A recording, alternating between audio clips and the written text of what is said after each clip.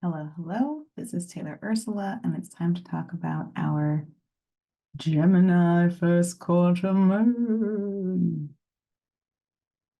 This first quarter moon in Gemini is taking place at 27 degrees on Saturday, March 16th at about 9 p.m. here on the West Coast.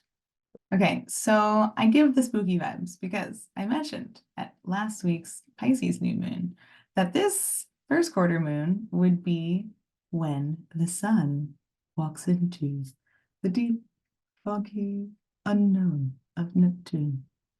We had Mercury walk into the same deep unknown fog of Neptune right in the moments before the Pisces new moon last week. And so today, now at this time, it is the sun's turn to make the same journey. And at this point in time, planets meeting up with Neptune are kind of like reaching the peak of Pisces season. It's sort of like the send-off now before you go off into Aries. We'll have this be this way for the next couple of years until Neptune enters Aries in 2026. So this like end of Pisces season always brings this period of kind of like getting on a spaceship and leaving Earth for a day. You just kind of like get taken out into space, and it's like this initiation sequence of some sort that is like, let me show you the blueprints of all of space and time and remind you of what your galactic purpose looks like. Okay. Now that's like an ideal experience with Neptune. That is a like 100% pure ideal like version of how this goes down. You've heard me talk about the different ways we can experience Neptune that are not that. They often look like being really confused about reality in this moment, maybe needing to escape reality for a moment, feeling a bit overwhelmed and wanting to kind of zoom out a bit and not necessarily be in the tangible in this moment. Maybe wanting or craving spirituality, wanting to experience some kind of transcendental moment, experiencing a depth of creative energy, wanting to turn experiences into other experiences, right? Whether that be through writing poetry or writing music. We could talk about all of the Pisces musicians for days. So there's a lot of different forms this can take. They can all stem from the same feeling, right? But how that shows up for us will depend on what kind of relationship we currently have to being in space and time. Are we feeling like we need to escape? Is that more of a coping mechanism that we've been dealing with lately? If so, that will be something that is triggered for us at this time. Are we tapping into a lot of creative energy right now? If so, that will be an opportunity to really dive deep into that. Are we in a place of victimhood in some capacity, whether it's created by external circumstances or something that we are feeling compelled to create within us, right? What is this showing up as?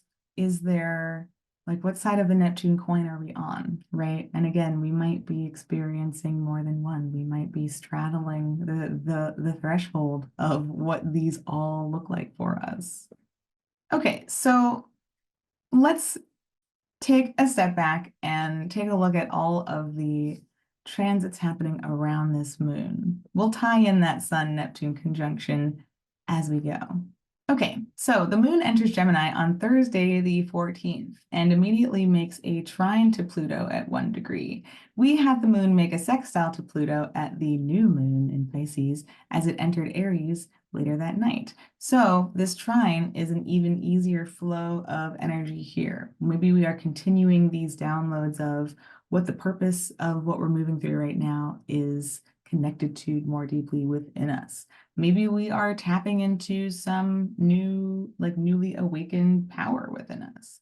Maybe we're like, that new moon really brought some things to the surface and I have been working with them and now I'm like integrating this emotionally within myself as the moonlight begins to wax and we approach this kind of threshold of pressure in terms of what's growing now out of the new moon.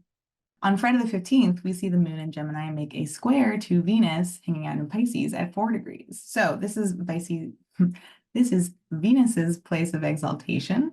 Venus loves to be floating through Pisces, okay?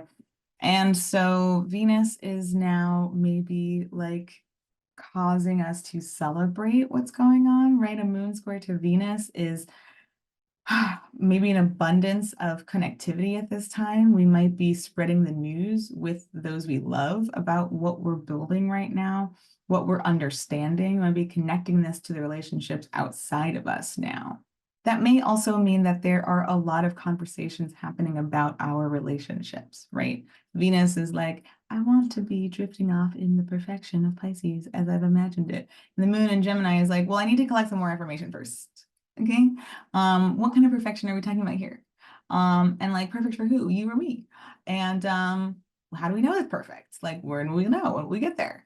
And Venus might be like, wow, this was like, not really the vibe I was into. I was over here chilling, sipping on the Kool-Aid, having a good time. And like, you are really harshing my mellow. The moon makes a sextile to its ruler Mercury in Aries at 10 degrees. So perhaps we are then like anchoring some of these data points from these questions that we're asking. Maybe we are gathering information from the people we're connecting some of these feelings and ideas to now, right? There is something kind of calming down after that square to Venus, where Mercury is able to fill in some of the blanks perhaps and say, this is what we're working on right now. And here's what I've gathered and here's what I can do with this, right? Mercury then able to initiate something in Aries and maybe sending some of that information down to the moon as well. We then have the moon make a square to Saturn in Pisces at 11 degrees. So we're back to that square energy. Saturn is much, much more of a damper than Venus, right? Venus is kind of like, all right, I'll tolerate whatever you need to ask, or like, I can entertain that. And Saturn's kind of like hard pass, like, hold on, I need you to stop here. So there is maybe something about what we learn in that sextile to Mercury, something about how we kind of process or categorize what we are learning about this time that gives us pause about what we think is possible here, what we think we might need at this time to kind of continue these conversations or to give air to these feelings. And Saturn is sort of putting a damper on that in some way. Maybe we are looking at kind of the intellectual versus the emotional, right? Maybe we're looking at how we are verbalizing things versus how we are actually feeling things and what those feelings are kind of building, or what those feelings are built of, and what those questions, what those intellectual needs are being challenged by. On Saturday the 16th, we have the moon make a sextile to both the North Node and Chiron in Aries at 15 and 18 degrees, respectively. So even though there is some sense of discord between what we are feeling in the moon, which is more intellectual at this time, and what we are maybe responsible for, or what our sense of duty is, whatever our obligations currently look like in Pisces, which are more emotional, which is kind of an interesting juxtaposition here. We are seeing some sort of connection to perhaps where we're going in the North Node. The sextile is a little harder to see with that North Node since the North Node is not giving energy back. But in Chiron, which is a planetary or like an asteroidal body, we can receive some information back, right? And so that Chiron sextile may reveal to us something about what's being resolved at this time, how these conversations that we're having or these ideas that we are grounding now, how those will impact something that's been ailing us, something that's been holding us back, or that we've been trying to work toward providing some healing for. The moon then makes a trine to Mars in Aquarius at 25 degrees. And so here we have a funny little, Mars is ruling Mercury, Mercury's ruling the moon. And so there's also this kind of integration into Mars as well, in terms of what the point of all of this has kind of been about, how we are integrating what we're feeling with the moon into how we're acting with Mars, how those emotions are going to impact what we start to move toward at this time. And then the moon squares the sun at 27 degrees. So there is this, again, kind of integration of, or awareness, let's say awareness of kind of what progress we're making toward whatever was set into motion at the Pisces new moon. We're seeing some conversations or some ideas around what else needs to be tackled or what else we need to confront at this time in order to get where we're trying to go by the full moon. And now what trips this all up is that this is the moon squaring the sun as the sun is making its way to Neptune. So the sun is anticipating this conjunction to Neptune, in which it will be kind of taken through the car wash. It will be like absolved of all of its sins and reborn. Okay, it will kind of escape into this bigger picture connection and zoom out into the galaxy in some way. And so all of this information we're looking for about what progress we're making and how we are going to get to that full moon and what else needs to be tackled in order to get that progress to amplify is confounded by this energy of Neptune. We might be extra confused. We might be really hoping, wishing on a prayer, right? Again, that sense of spirituality. We may not have all of the facts in Gemini, but yet we are needing to believe in Pisces.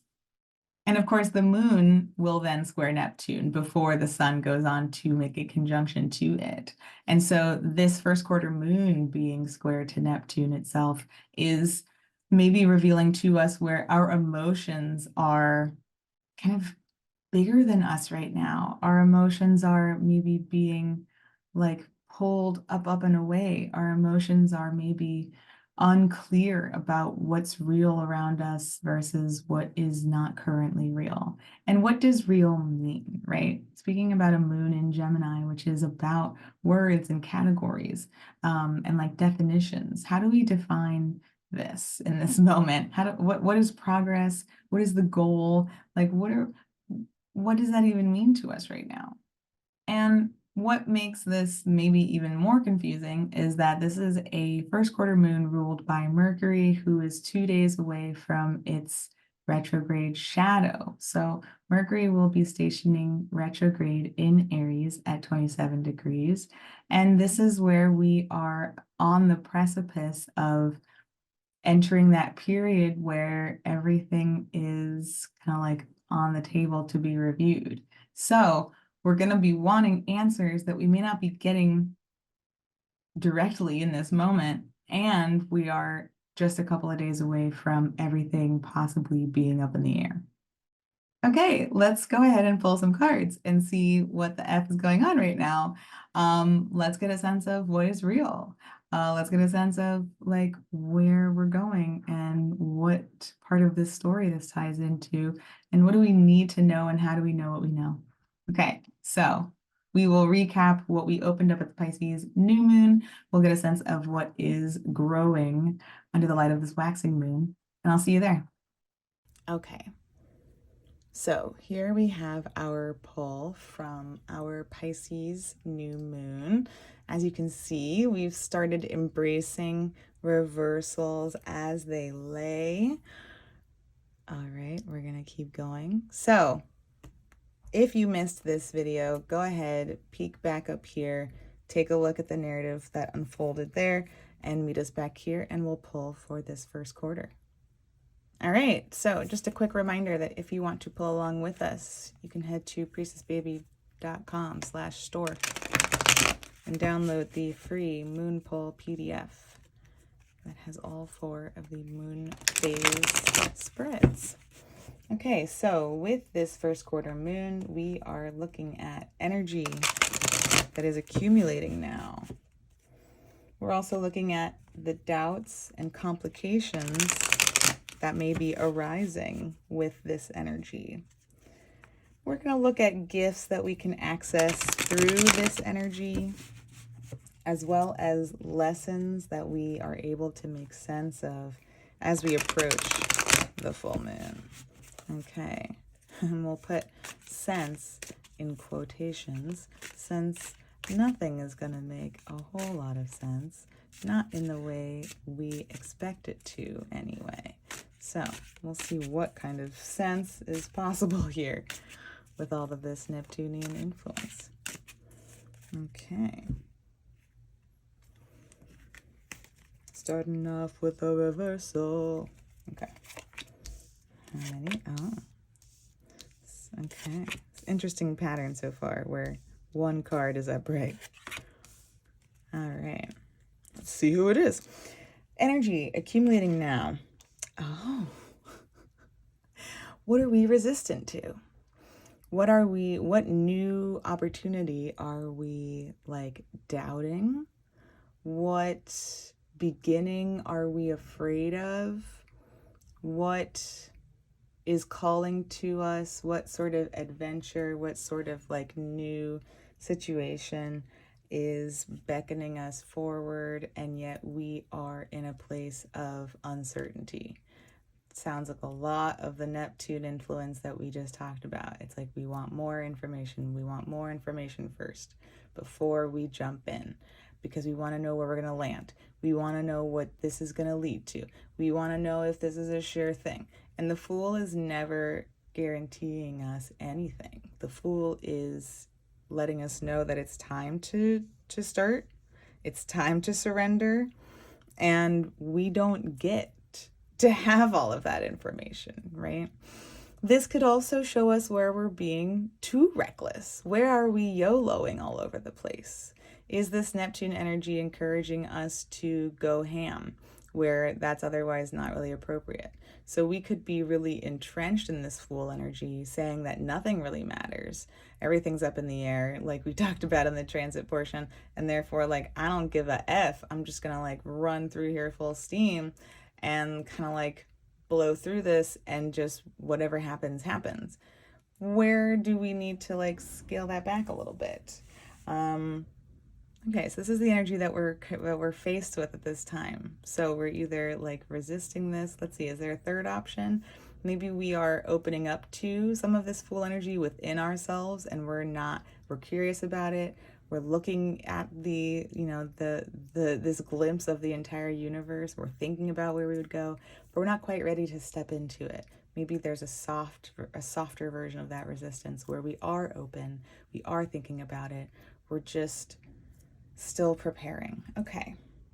Well, doubts and complications arising with this energy. Oh my, what am I going to get in trouble for? What is not going to be fair? Where will I be told that I'm not being fair? If I jump in here, where will I be told that I'm not acting right? Where will things go wrong?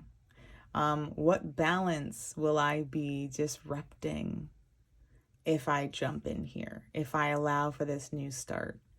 Again, so much like Neptune influence here. Like, what's going to go wrong? Or like, what's already wrong that won't be fixed by me doing this? And let's think about that for a moment. Can we fix everything through our actions? I know there's some things that we can control some of the outcome of by limiting ourselves or by holding ourselves back. Or let's go with the opposite of this. If we're going super ham, maybe we're going super ham because we feel like nothing's going to be fair. I doubt that any of this is going to go right, and so I'm just going to blow through it. I'm just going to like go super hard YOLO and just like deal with the consequences later. There's some sort of inability to make things right, to set things right, to seek justice. I doubt that I can make things right. There are these things that are unfair. And you know what? I doubt that I'm going to be able to do anything about that, for example. Okay. Or that's maybe a complication. Maybe something is unfair or something has not been made right, and that's what's keeping me in this place of resistance. Gifts that we can access through this energy. What a gift. Okay. Well, we are approaching an eclipse, right? That is in Libra. So And we know that it's the only one. We know that it is a full moon. We know that it's present with the south node. So there is some sense of release that is beckoning us. We probably feel that energy here in the Fool. The Fool is not just here to awaken us to something new, it's also probably trying to pull us out of something that we are ready to move away from. So the gift we can access is that sense of departure. Maybe we can make peace with our need to leave. Maybe we can make peace with our emotional awareness that we're not being fulfilled. This is much more an air card. This is much more an intellectualization. It's also a major arcana, as we know, and therefore this is bigger than this moment. So there might be things that are bigger than this moment that are connected to this moment that remain unchecked, or that remain unfixed, or that remain still in this place of imbalance.